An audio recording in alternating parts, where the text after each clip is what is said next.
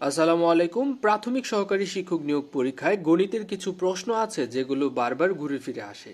সেরকম গণিতের প্রশ্ন নিয়ে আজকের আয়োজন, সঙ্গেই থাকুন। একটি জিনিস 120 টাকায় ক্রয় করে 144 টাকায় বিক্রয় করলে ক্রয় মূল্য এবং লাভের অনুপাত কত হবে? এখানে দেখেন, ক্রয় করেছে সে 120 টাকা দিয়ে, বিক্রয় করেছে 144 টাকায়, তাহলে লাভ করেছে এখানে 24 টাকা। আমাদেরকে চাওয়া হয়েছে ক্রয় মূল্য এবং লাভের অনুপাত কত। আমাদের ক্রয় মূল্য ছিল 120 টাকা আর লাভের এখানে অনুপাত হচ্ছে 24। তাহলে এটাকে যদি আমরা কাটাকাটি করি তাহলে হচ্ছে 24কে 1 দিয়ে যায় আর 120কে 5 দিয়ে যায়, তাহলে উত্তর হবে 5:1। এখানে উত্তর খ, 5:1 ক্রয় মূল্য এবং লাভের অনুপাত। এক দোকানদার 12 দিনে 504 টাকা আয় করলেন। প্রথম 4 দিনে গড় আয় তার 40 টাকা, আর বাকি দিনগুলোর গড় আয় কত হবে? এখানে দেখেন, দিন হচ্ছে টোটাল 12 দিন। 12 দিনে সে আয় করে 504 টাকা, আর প্রথম 4 দিনে সে আয় করে গড় 40 টাকা করে। 40 টাকা যদি গড় করে তাহলে সমষ্টি হচ্ছে তার 160 টাকা। 4 × 40, অর্থাৎ তাহলে বোঝাই যাচ্ছে 8 দিনে, বাকি যে 8 দিন আছে, 12 দিন থেকে 4 দিন বাদ দিলে বাকি 8 দিন, 8 দিনে সে আয় করে কত? 504 থেকে 160 যদি আমি বিয়োগ করি তাহলে পেয়ে যাব 8 দিনের আয়, অর্থাৎ 344 টাকা। আর এই 8 দিন দিয়ে 344কে যদি আমি ভাগ করি তাহলে আমি পেয়ে যাব যে বাকি 8 দিনের গড় আয় কত ছিল। একটু ভাগ করে দেখুন। 8 দিয়ে যদি আমি 4 বার দিই তাহলে হচ্ছে 4 8 হচ্ছে 32, থাকে 2, এদিকে 4, তাহলে হচ্ছে 3 8 হচ্ছে 24। তাহলে উত্তর হলো আমার 43, অর্থাৎ বাকি দিনগুলো বা 8 দিনে তার গড় আয় হচ্ছে 43 টাকা করে। 1 থেকে 100 পর্যন্ত সংখ্যাগুলোর গড় কত? এখানে গড় চাওয়া হয়েছে। এটি একটি সমান্তর দ্বারা, আর এর গড়ের সূত্র হচ্ছে শেষ পদ প্লাস হচ্ছে প্রথম পদ ডিভাইডেড বাই 2। এখানে শেষ পদ কত? শেষ পদ হচ্ছে 100। প্রথম পদ হচ্ছে, যেহেতু বলা হচ্ছে 1 থেকে 100, তাহলে প্রথম পদ 1, তাহলে ডিভাইডেড বাই 2। 101কে যদি আপনি 2 দিয়ে ভাগ করেন তাহলে আপনি পাবেন 50.50। তাহলে এরকম যে কোনো প্রশ্ন যদি আসে তাহলে অবশ্যই হয়তো বা আপনার পারার কথা।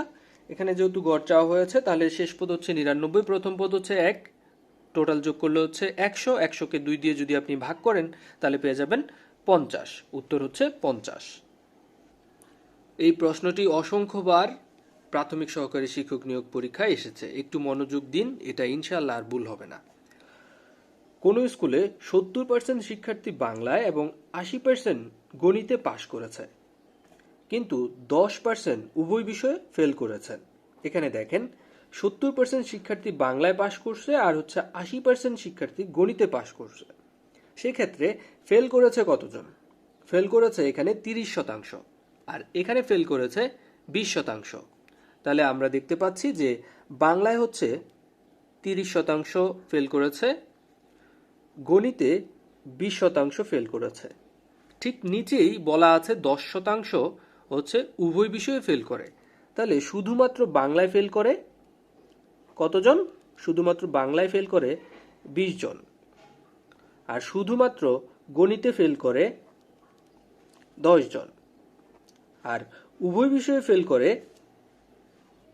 10 জন। তাহলে মোট ফেল করে 40 জন। মোট যদি ফেল করে 40 জন, পাশ করেছে 60 জন। আচ্ছা, তাহলে খেয়াল করুন, 60 জন যদি পাশ করে, 60 জন যদি পাশ করে তাহলে মোট শিক্ষার্থী 100 জন। আমাদের চাওয়া হয়েছে কি? যদি উভয় বিষয়ে 240 জন পরীক্ষার্থী পাশ করে তবে ওই স্কুলে কতজন শিক্ষার্থী পরীক্ষা দিয়েছে।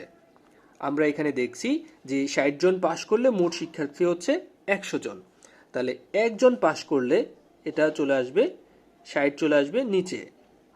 আর যদি 240 জন পাশ করে তাহলে কি হবে দেখেন, তাহলে 240 উপরে চলে যাবে ইন্টু 100 ডিভাইডেড বাই 60।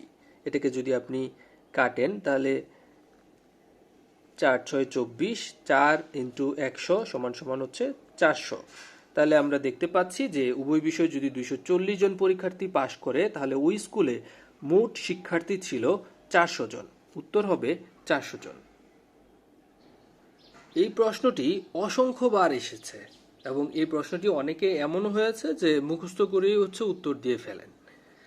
একটা শর্টকাট আছে, এটা হয়তোবা আপনারা মনে রাখতে পারেন কোনো সময়, আর এই প্রশ্ন ভুল না হওয়ার সম্ভাবনাই বেশি।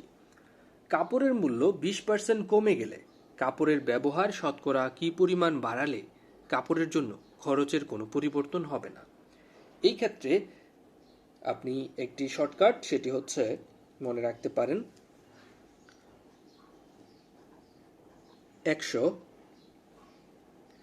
ইন্টু হচ্ছে শতকরা যা দেওয়া থাকবে, শতকরা এখানে আছে 20%, ডিভাইডেড বাই 100। এখানে যদি বলা হয় যে কমে গেল নাকি বেড়ে গেল, কমে যদি যায় তাহলে হচ্ছে মাইনাস শতকরার অংশটা 20, আর যদি বলা হয় বেড়ে গেল তাহলে এখানে আপনি প্লাস দিয়ে দিবেন।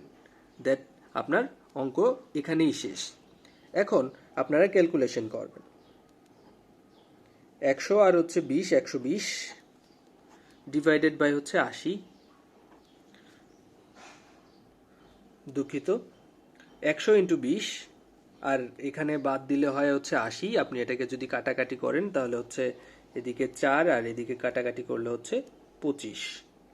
তাহলে এর উত্তর দাঁড়ায় 25। আপনার শতকরা 25% বাড়াতে হবে ব্যবহার। ঠিক একই ধরনের প্রশ্ন যদি এখানে বলা হয় যে কাপড়ের মূল্য 20% বেড়ে গেলে কাপড়ের ব্যবহার শতকরা কি পরিমাণ কমালে কাপড়ের জন্য খরচের কোনো পরিবর্তন হবে না, সেই ক্ষেত্রে আপনি যেটা করবেন, এটা যেহেতু বেড়ে গেলে এখানে বাড়িয়ে দিবেন, এখানে হবে 120। সেই ক্ষেত্রে আপনার যে ক্যালকুলেশনটা হবে, এটা যদি আপনি লেখেন যে 100 ইন্টু 20 ডিভাইডেড বাই 120, তাহলে 120কে 20 দিয়ে কাটলে হচ্ছে 6 দিয়ে যদি আপনি 100কে ভাগ করেন তাহলে আসবে 16.67। আর যদি আপনি এখানে থাকে যে কাপড়ের মূল্য 25% বেড়ে গেলে কাপড়ের ব্যবহার কি পরিমাণ কমালে শতকরা খরচের কোনো পরিবর্তন হবে না, 25%-র ক্ষেত্রে আপনি যেটা করবেন 100 ইন্টু 25 ডিভাইডেড বাই 100 প্লাস, এটা প্লাস হবে 100 প্লাস 25, যেহেতু বেড়ে যাওয়ার কথা বলা হয়েছে তাহলে আমরা যেটা করব 100 ইন্টু 25 ডিভাইডেড বাই হচ্ছে 125। 125কে যদি আপনি 25 দিয়ে ভাগ করেন তাহলে হচ্ছে 5, আর 5 দিয়ে যদি 100কে কাটেন তাহলে হবে 20। অর্থাৎ 25% যদি বেড়ে যায় তাহলে আপনার শতকরা কমাতে হবে 20%, তাহলে খরচের কোনো পরিবর্তন হবে না। আশা করছি এই অঙ্ক আপনাদের ইনশাল্লাহ আর ভুল হবে না। সুদ কষার অঙ্কের ক্ষেত্রে মনে রাখবেন সূত্র কিন্তু একটি, সেটি হচ্ছে I is equal PNR। I বলতে বোঝায় ইন্টারেস্ট, P বলতে বোঝায় principal, N stands for number of year অর্থাৎ সময়, আর R হচ্ছে রেট অফ ইন্টারেস্ট। এটাই হচ্ছে আমরা ঘুরিয়ে বিভিন্নভাবে অঙ্ক করার চেষ্টা করব। যেমন 600 টাকার 6 বছরের সরল সুদ 180 টাকা হলে সরল সুদের হার কত? এখানে চাওয়া হয়েছে যেহেতু সুদের হার, তাহলে আমরা আর কে বের করতে হবে। আর যদি আমরা বের করতে চাই তাহলে আমরা যেটা করতে হবে, আর যদি এ পাশে রাখি তাহলে PN চলে যাবে ওই পাশে, তাহলে I এদিকে হচ্ছে P এবং N, এটার সাথে যোগ হবে 100, কারণ ইন্টারেস্ট রেট শতকরায় হয়। তাহলে এই সূত্র অনুযায়ী যদি আমরা সংখ্যাগুলো বসিয়ে দিই, যেহেতু I এখানে আমাদের দেওয়া আছে 180 টাকা, তাহলে বসাই 180 ইন্টু 100 ডিভাইডেড বাই প্রিন্সিপাল আমাদের আছে 600 টাকা আর সময় দেওয়া আছে 6 বছর। সেই ক্ষেত্রে আমাদের প্রথমে যেটা করতে হবে, একটু সিম্পলিসিটির জন্য শূন্যগুলো একটু বাদ দিয়ে দিই, শূন্যগুলো বাদ দিয়ে দিলাম।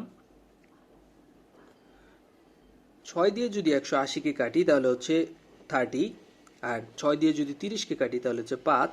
অর্থাৎ এখানে আমাদের চাওয়া হয়েছে সুদের হার কত। সুদের হার আমরা পেয়ে গেলাম 5%। এই প্রশ্নটি শুধু প্রাইমারিতে নয়, বিভিন্ন পরীক্ষায় বারবারই আসে। যেমন কোনো আসল 3 বছরে সুদে আসলে 460 টাকা, 5 বছরে সুদে আসলে 500 টাকা হয়, শতকরা সুদের হার কত। এখানে দেখেন 5 বছর এবং 3 বছরের সুদে আসলের হিসেব দেওয়া আছে। তাহলে আমরা এভাবে লিখতে পারি, 5 বছরের সুদ মানে আসল প্লাস 5 বছরের সুদ হচ্ছে 500 টাকা, আর আসল প্লাস 3 বছরের সুদ মানে হচ্ছে 460 টাকা। এখন 5 বছর থেকে যদি আমি 3 বছর বাদ দিই তাহলে কি পাওয়া যায়, 2 বছর। তাহলে 2 বছরের সুদ হচ্ছে এখানে 40 টাকা। 2 বছরের সুদ 40 টাকা। তাহলে 1 বছরের সুদ কত? 1 বছরের সুদ কিন্তু 20 টাকা। আচ্ছা, এখন আপনি এই দুইটো লাইনের মধ্যে যে কোনো একটা নিতে পারেন। যেমন হচ্ছে 3 বছরের সুদে আসল 460 টাকা, 5 বছরের সুদে আসল 500 টাকা। এখন আপনি যদি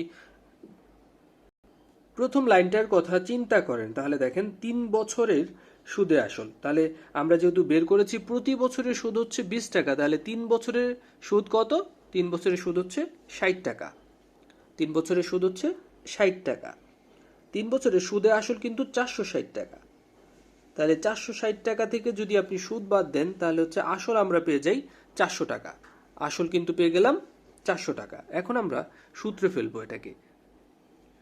যেহেতু চাওয়া হয়েছে সুদের হার, সুদের হার মানে হচ্ছে রেট অফ ইন্টারেস্ট আর, তাহলে আর সমান হচ্ছে interest into 100 divided by principal into সময়। অর্থাৎ এখানে আমরা 3 বছরের ইন্টারেস্ট পেয়েছি কত? 3×20=60 ইন্টু 100 ডিভাইডেড বাই আমাদের প্রিন্সিপাল ছিল 460 থেকে 60 টাকা সুদ বাদ দিলে প্রিন্সিপাল হচ্ছে 400 টাকা ইন্টু সময়। এখানে বলাই আছে যে সময় হচ্ছে 3 বছর। এখন আমরা এটাকে সিম্পলিফাই করব। এটাকে হচ্ছে 4, 3কে যদি আপনি 60 দিয়ে ভাগ করেন তাহলে হচ্ছে 20, আর 4 দিয়ে 20কে হচ্ছে 4×5=20। অর্থাৎ রেট অফ ইন্টারেস্ট কিন্তু এখানে 5%। তাহলে এখানে শতকরা সুদের হার হচ্ছে 5%। এই প্রশ্নটাও প্রাইমারির বিভিন্ন পরীক্ষায় বারবারই এসেছে। এক ব্যক্তি সম্পত্তির 2/3 পুত্রকে এবং 1/3 কন্যাকে দিলেন। কন্যা পুত্র অপেক্ষা 1500 টাকা কম পেল। সম্পূর্ণ সম্পত্তির মূল্য কত? এখানে দেখেন পুত্র পেল কত? পুত্র পেল এত অংশ। কন্যা পেল কত? কন্যা পেল হচ্ছে এত অংশ। যেহেতু বলা হচ্ছে যে কম পেল 1500 টাকা, তাহলে আমরা দুটো বিয়োগ করে বের করে ফেলি যে কত টাকা কম পেল। 3, তাহলে 2 - 1, তাহলে দাঁড়ায় হচ্ছে 1/3। এত অংশ কম পেল। এত অংশ কম পেলে মানে এত অংশ, যেহেতু কন্যা পুত্র অপেক্ষা 1500 টাকা কম পেল, মানে 1/3 সমান সমান হচ্ছে 1500। তাহলে সম্পূর্ণ সম্পত্তির মূল্য কত? আপনি আর গুণন করে দেন তাহলেই পেয়ে যাবেন সম্পূর্ণ সম্পত্তির মূল্য হচ্ছে 4500 টাকা। যেহেতু এক অংশ সমান 1500, তাহলে 3 অংশ সমান 4500। উত্তর হবে 4500। দুটি সংখ্যার গুণফল 1536। সংখ্যা দুটির লসাগু 96 হলে ঘষাগু কত? আমরা জানি ঘষাগু সমান দুইটি সংখ্যার গুণফল ডিভাইডেড বাই লসাগু। তাহলে এখানে দুইটি সংখ্যার গুণফল হচ্ছে 1536 ডিভাইডেড বাই লসাগু হচ্ছে 96। তাহলে এটাকে আপনি ভাগ করে ফেলেন। ভাগ করলে যেটা হয়, 1 দিয়ে যদি আপনি দেন তাহলে হচ্ছে 96, হাতে থাকে হচ্ছে এখানে 6 আছে, 13 হচ্ছে 7 হলে হাতে আছে 1, 10 হচ্ছে 5, 57 এখানে আসবে হচ্ছে 6। আর 576কে আপনি হচ্ছে যদি 6 দিয়ে গুণ করেন তাহলে 576 হয়। অর্থাৎ এখানে গসাগু হবে 16। এরকম যদি প্রশ্ন আসে তাহলে ঘাবড়ানোর কোনো কারণ নেই। যেমন সর্বমোট কত সংখ্যক গাছ হলে একটি বাগানে 7, 14, 21, 35 এবং 42 সারিতে গাছ লাগালে একটিও কম বা বেশি হবে না। এই ক্ষেত্রে আপনি সহজ চিন্তা করবেন, সেটা হচ্ছে লসাগু করে ফেলবেন। সংখ্যাগুলো লিখে সবচেয়ে ছোট যে সংখ্যা দিয়ে ভাগ যায় সেটি লিখে ফেলুন। যেমন এটা 2 দিয়ে যায়, যেমন 7 2 গুণে হচ্ছে 14, 21, 35, 21 2 গুণে হচ্ছে 42।